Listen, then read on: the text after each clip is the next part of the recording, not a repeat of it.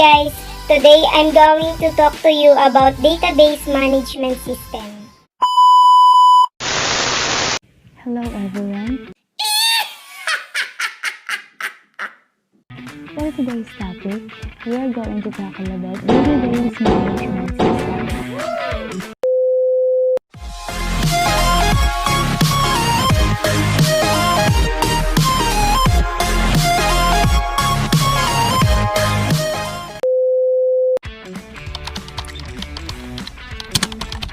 This is a set of programs that provide users with tools to add, to delete, to access, and to modify, and also analyze data stored in a single location.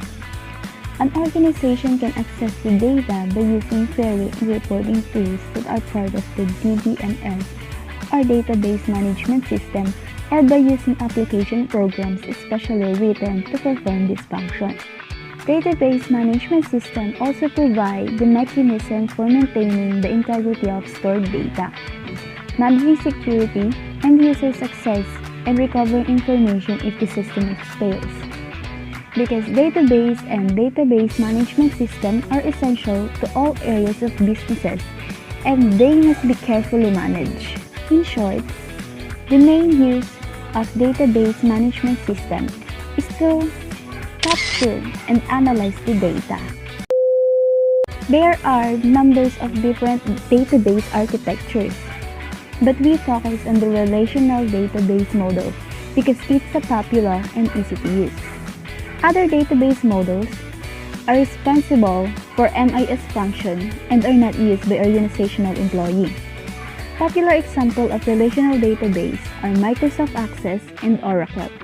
The relational database model is based on the concept of two-dimensional tables. A relational database generally is not run with tables. Usually, it's called a flat file that contains all the records and attributes such as design would entail for too much data redundancy.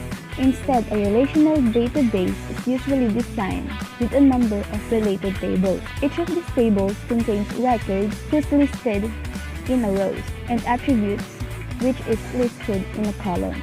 These related tables can be joined when they contain common columns. The uniqueness of this primary key tells the database management system which records are joined with others in related tables. These features allow users great flexibility in the variety of queries that they can make. Despite these features, however, the relational database model has some disadvantages. Because large-scale database can be composed of many and related tables. The overall design can be complex, leading to slow search and access times. Consider a relational database sample about students' diagram. The table contains data about the entity called students. Attributes of the entity are student's name, undergraduate major, grade point average, and graduation date. The rows are the records on Sally Adams, John Jones, John Lee, Kevin Durham, John Rodriguez, Stella Subniki. The next one is query languages. It is the most commonly performed database operation. The best example is structured query language. It is the most popular query language used for this operation. Structured query language allows people to perform complicated searches by using relatively simple statements or keywords. Typical keywords are selected to specify a desired attribute, and from to specify the table to be used, and where to specify conditions to apply in a query. To understand how structured query language or how it works, imagine that a university wants to know the names of students who will graduate cum laude, not a magna or summa cum laude, but cum laude.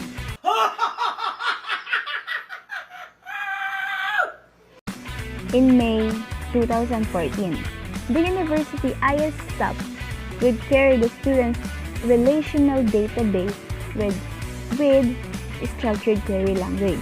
Statements such as select the student's name, the from, the student's database, and where, grade point average. The structured query language would return John Jones and John Rodriguez with the average of 3.40 and 3.60. Sana all! Another way to find information in a database is to use query by example.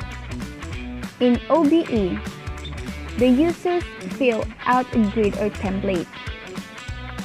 It is also known as a form. To construct a sample or description of the data desired. Users can construct a query quickly and easily by using drag and drop features in the database management system such as Microsoft Access. It is much easier and simpler than using SQL's command. Okay, the last topic, Finally. data dictionary. When a relational model is created, the data dictionary defines the required format for entering the data into the database. The data dictionary provides information on each attribute, such as its name, whether it is a key or a part of a key. The type of data expected is alphabetical, or by numbers, or by dates, or so on, and valid values.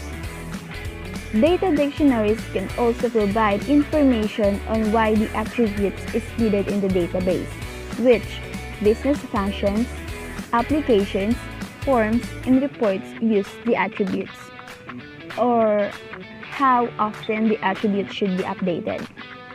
Data dictionaries benefit organizations in many ways because they provide names and standard definition for all attributes. They reduce the chances that the same attribute will be used in different applications but with a different name.